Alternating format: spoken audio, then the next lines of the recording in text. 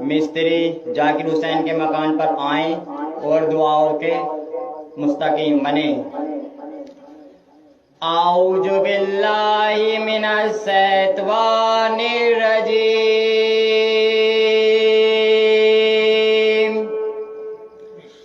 بسم اللہ الرحمن الرحیم،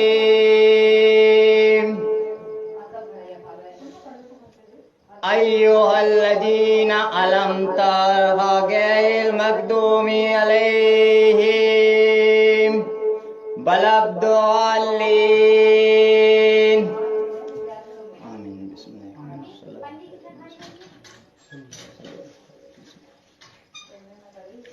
محبوب کی محفل کو محبوب سجاتے ہیں، محبوب کی محفل کو محبوب سجاتے ہیں، اور آتے ہیں وہی جنہیں سرکار بلاتے ہیں، اور آتے ہیں وہی جنہیں سرکار بلاتے ہیں۔ بریلی جاہل انسان کس قدر قرآن کریم کو غلط سلط پڑھ رہا ہے، بلکہ اسے پڑھنا نہیں آتا۔ اسی لیے ہم علماء دیوبند اس بات پہ زور دیتے ہیں کہ بھائی قرآن خوانی کسی بھی صورت جائز نہیں ہے۔ یہ نہیں کہا جا رہا کہ آپ اصالِ ثواب مت کیجیے۔ بہت سارے لوگ پوچھتے ہیں میت کے اصالِ ثواب کے لیے آپ منع کرتے ہیں، آپ کس قسم کے لوگ ہیں؟ بھائی میت کے اصالِ ثواب سے منع نہیں کیا گیا، بلکہ وہ تو خود حدیث پاک سے ثابت ہے، لیکن جو طریقہ حدیث پاک میں بتایا گیا اس طریقے پہ چلے تو صحیح۔ یہ آپ کا اپنا طریقہ نکالا ہوا ہے، ہم اس طریقے کے اوپر جو ہے نکیر کرتے ہیں کہ یہ طریقہ آپ کا غلط ہے۔ کام آپ کیجئے کیونکہ حدیث پاک سے ثابت، لیکن یہ طریقہ آپ حدیث سے دکھائیں کہ اجتماعی سطح پہ قرآن کریم قرآن خوانی کروانا، عبادت سمجھ کرنا، اسے تو عبادت سمجھ کر کروایا جا رہا ہے، تو یہ عبادت کے لیے شرعی ریفرنس کا ہونا ضروری ہے۔ آپ کوئی بھی عبادت اپنی طرف سے نہیں کر سکتے، کیونکہ یہ آپ کی خود کی شریعت تو ہے نہیں، آپ کا اپنا زور اپنے گھر پہ چلتا نہیں ہے۔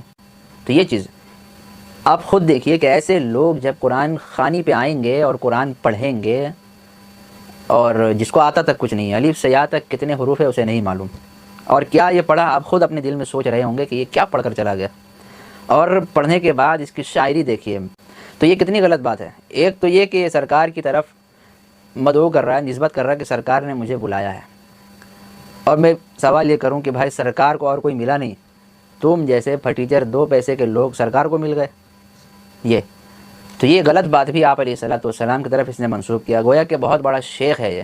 تو ایسے لوگ جب قرآن خوانی پہ آئیں گے اور قرآن پڑھیں گے تو ایصال ثواب کے بجائے میت کو اور عذاب ہوگا، کیونکہ یہ گناہ میت کی طرف پارسل کر رہا ہے۔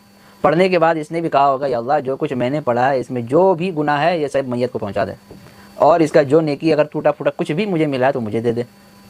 تو یہ ایسے لوگوں کو قرآن خوانی پہ نہ بلایا جائے، بلکہ آپ لوگ جو قرآن خوانی پہ جتنے بھی لوگوں کو بلاتے ہیں، آپ کیا جانتے ہیں کہ اسے قرآن پڑھنا آتا ہے؟ نہیں آتا۔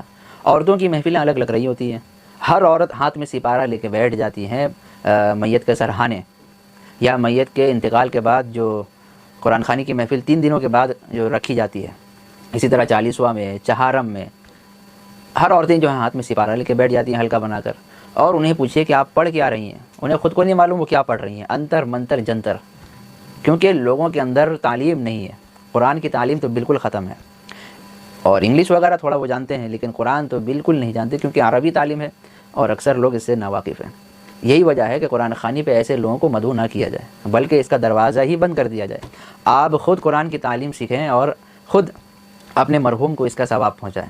یہ کب ہوتا ہے؟ جب انسان خود اس لائق نہ ہو، وہ خود قرآن پڑھنا نہ جانتا ہو، تو وہ کیا ثواب پہنچائے گا؟ اس لیے وہ بھاڑے میں لوگوں کو بلاتا ہے، اور بھاڑے میں لوگوں کو بلا کر اس سے جو ہے بخشوانے کی کوشش کرتا ہے، حالانکہ انہیں پتہ تک نہیں ہے کہ جو لوگ بھاڑے میں آتے ہیں وہ صرف آپ کے چولہے پہ ان کی نظر ہوتی ہے، آپ کے باورچی خانے پہ ان کی نظر ہوتی ہے، آپ کے جیب پہ ان کی نظر ہوتی ہے، وہ صرف پیسہ لینے آتے ہیں اور کھانا پینا بس کھانے کے لیے آتے ہیں وہ، کیونکہ جب بھی آپ ان کو انوائٹ کریں گے بھائی قرآن خوانی پہ آنا ہے، تو پہلا سوال ان کا ہوگا کہ آپ کتنا دیں گے، تو آپ کے پیسے کے حساب سے وہ آئیں گے۔ تو یہ بالکل بدعت عمل ہے، ایک تو شرعی لحاظ سے بھی جائز نہیں ہے، اور دنیاوی نقصان جو ہو رہا ہے اس کے حساب سے بھی جائز نہیں ہے۔ تو آپ خود اندازہ لگائیے کہ ایسے لوگ آنے چاہیے یا نہیں آنے چاہیے۔